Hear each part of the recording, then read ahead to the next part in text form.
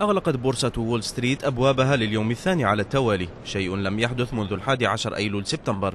وقد اضطر العاملون في بورصة نيويورك على المكوث في بيوتهم على غرار أغلب سكان الساحل الشرقي للولايات المتحدة، ما أدى إلى انخفاض كبير في حجم التداولات في الأسواق.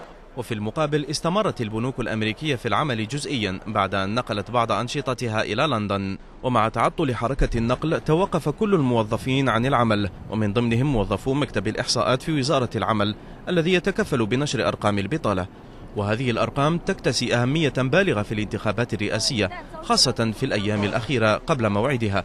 ويهدد إعصار ساندي مساحة تبلغ 1300 كيلومتر بين الساحل الشرقي ومنطقة البحيرة الكبرى، ما يعني تباطؤ ربع الاقتصاد الأمريكي.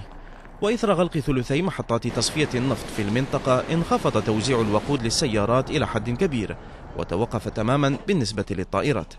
كما أثر الإعصار أيضا على حركة النقل الجوي في أوروبا، فمنذ يوم الأحد ألغيت 11,000 رحلة متوجهة إلى الولايات المتحدة أو قادمة منها، ومن المتوقع أن تعود الأوضاع إلى طبيعتها يوم الأربعاء.